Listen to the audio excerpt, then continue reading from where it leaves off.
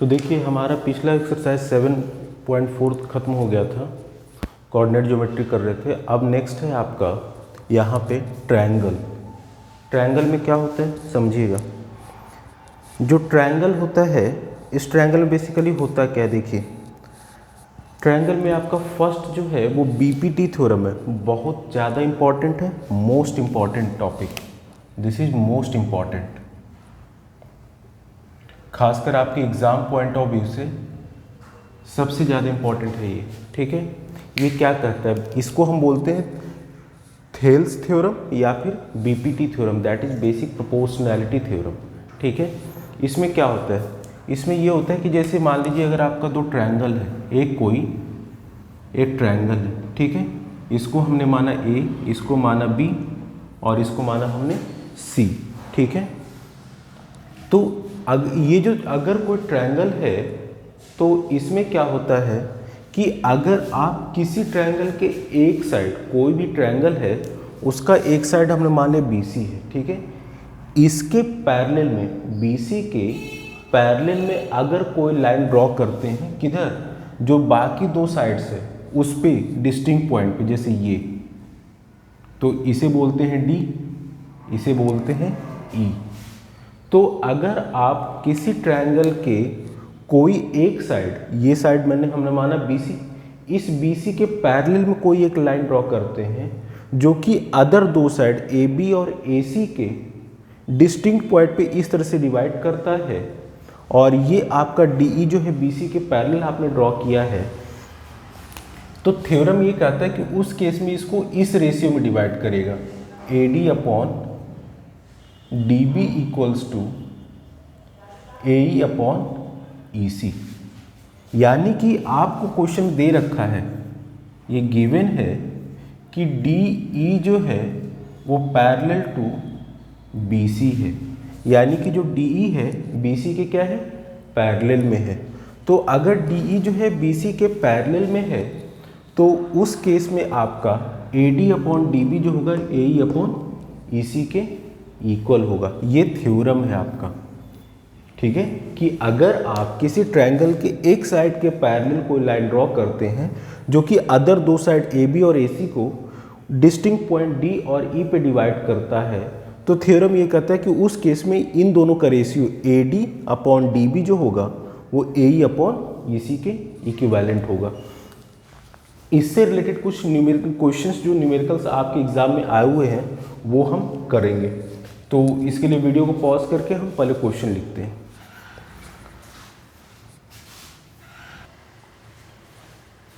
तो देखिए हमने आपको थ्योरम पढ़ाया था, अभी हमने थ्योरम क्या पढ़ाया कि ये जो है आपका अगर कोई ट्रायंगल है ABC, और थ्योरम ये कहता है कि अगर इसके किसी भी ट्रायंगल के एक साइड पैरेलल लें, तो इसके पैरेलल हमने लिया जो कि अदर दो साइड्स को डिस्टिंक्ट पॉइंट पे डिवाइड कर रहा है, तो ये हो जाएगा AD upon DB equals to AE upon EC। ये होता है, ये आपका BPT थ्योरम या फिर थेल्स थ्योरम इसी को बोलते हैं। तो इस पे थोड़ा सा हम न्यूमेरिकल कर लेते हैं जो कि आपके एग्ज़ाम में पूछे जा चुके हैं, CBSE 2006 में ही आ चुका है। तो जैसे हम इस क्वेश्चन को करेंगे, तो देखिए ये थ्योरम है। अब यहाँ पे क्या होता है, AD upon DB equals to AE upon EC। चलिए क्वेश्चन पे आते हैं। तो जैसे आपका ये क्वेश्चन है, क्वेश्चन नंबर 1, यहाँ पे आपको AD की वैल्यू दे रखी है, DB की दे रखी है, AE दे रखी है, आपको AC फाइंड करना है। क्या फाइंड करना है, AC फाइंड करना है। तो भाई पहले इसमें हम AC के लिए AE निकाल लेंगे, ये हम पहले EC निकाल लेंगे। उस EC को निकालने के बाद हम क्या करेंगे, जस्ट मिनट क्वेश्चन में देख रहा हूँ, हाँ पहले हम EC निकाल लेंगे और AC पूछ रहा है तो AE में EC को ऐड कर देंगे। आपको क्वेश्चन साफ साफ दे रखा है, वीडियो में आ रहा है इतना, ठीक है। आपको क्वेश्चन में DE is parallel to BC ये दे रखा है क्वेश्चन में, तो जाहिर सी बात है अगर ये थ्योरम ही तो है, DE जो है अगर BC के पैरेलल है किसी ट्रायंगल में, तो उस केस में हमने बताया था कि ये जो अदर टू साइड्स को AD अपॉन DB के रेशियो में डिवाइड करता है, तो AD upon DB equals to AE upon EC ये होता है। आपको AC मानना है तो पहले हम EC निकाल लेते हैं। सपोज कि इसकी वैल्यू x है, तो यहाँ पे AD अपॉन DB की वैल्यू है 2.5/3 equals to AE upon EC। AE की वैल्यू कितनी है 3.75 अपॉन x। ठीक है, तो यहाँ से इसको सॉल्व करेंगे, डेसिमल हटाए इधर आ गए, इसको डेसिमल हटाए इधर 2 जीरो आ गए, क्योंकि डेसिमल के बाद 2 नंबर था। अब यहाँ पे देखिए 5 5 जा 6 5 जा, ये 5 से ये कैंसिल आउट हो जाएगा, 5 7 जा 35, 5 5 जा, तो ये 1/6 इक्वल्स टू 75/x इंटू 100। तो ये देखिए 3 को 25 से जाएगा, 4 25 से जाएगा, 2 2 जा 4, 3 2 जा 6, तो यहाँ से ये इधर चला जाएगा, तो ये हो जाएगा 2/x की वैल्यू आ जाएगी, ये इधर चला गया। या फिर आप इसको ऐसे रखिए x इधर आ जाएगा, तो ये हो जाएगा 3 3 जा 9, ये 3 इधर हो गया 9/2। तो हमने ये बेसिकली कैलकुलेशन, ये तो आप घर पे भी कर सकते हैं, हमने बस इसको डिवाइड किया मिनिमाइज करने के लिए। तो x की वैल्यू कितनी आ गई 9/2 आ गया। आपसे पूछ रहा है AC क्या होगा। AC क्या है, देखिए AC क्या है AE प्लस EC।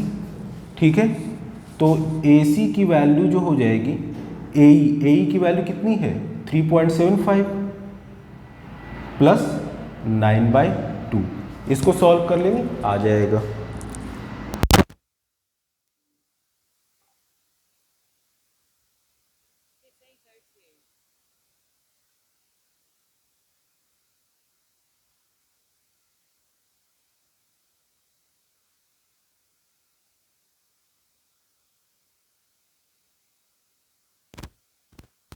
इसको आप सॉल्व कर लीजिएगा, मैं लिख देता हूँ आंसर। इसका आ रहा है 8.25 सेंटीमीटर। देखिए एक चीज़ और याद रखिएगा, जो यूनिट आपका दे रखा है जिस डायमेंशन में उसी डायमेंशन में रखेंगे। सेंटीमीटर में सब है तो सेंटीमीटर, अगर यहाँ पे मान लीजिए 1 मीटर में होता तो उसको हम सेंटीमीटर में कन्वर्ट करते।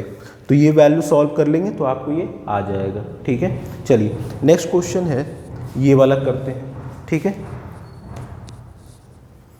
तो इसके लिए इसको डिलीट करते हैं पहले।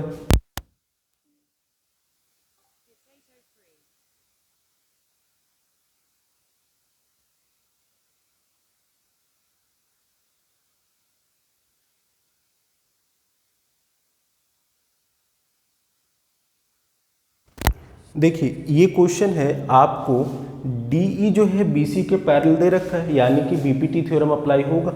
और इसमें AD अपॉन DB की वैल्यू 3/5 दे रखा है, AC आपको दे रखा है 4.8, आपको AE फाइंड करना है।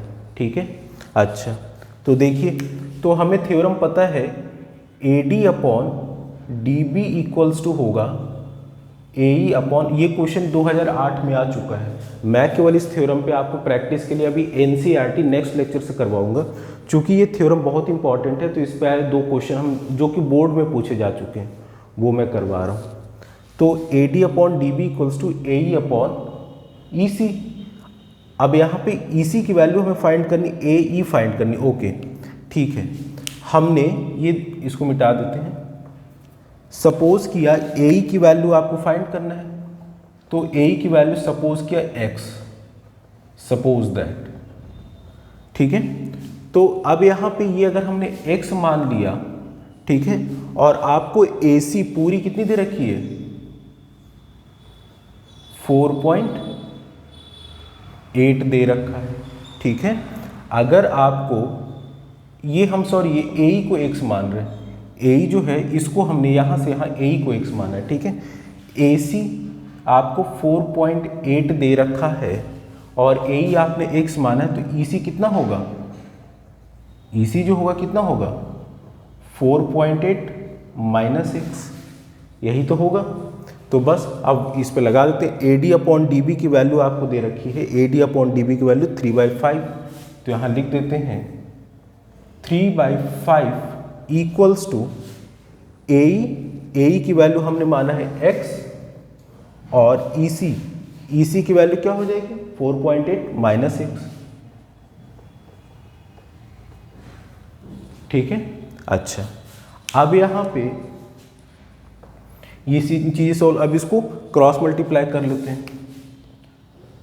तो ये 4.8 minus x into 3 equals to 5x।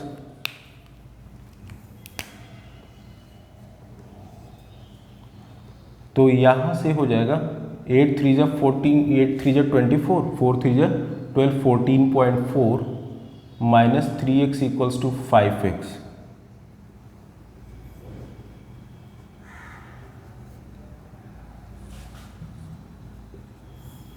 तो ये आपका यहाँ पे ये 14.4 इक्वल्स टू 8x। तो 14.4 अपॉन 8 इक्वल्स टू x। ठीक है, तो ये x की वैल्यू आपने मानी थी, आ गई। आपसे a ही पूछ रहा था, a ही आपने क्या माना था, x माना था।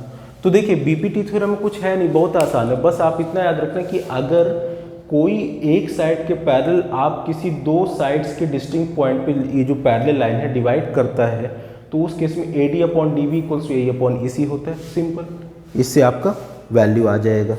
और कोई क्वेश्चन देख लें, इसको आप लिख लीजिए 1.8 है, ये आंसर आपका दे रखा है 1.8। ठीक है, चूंकि सेंटीमीटर में दे रखा है तो ये भी आपका सेंटीमीटर में आएगा। बस इतनी सी चीज़ है, आसान। चलिए नेक्स्ट लेक्चर में हम फिर NCERT करेंगे। ठीक है।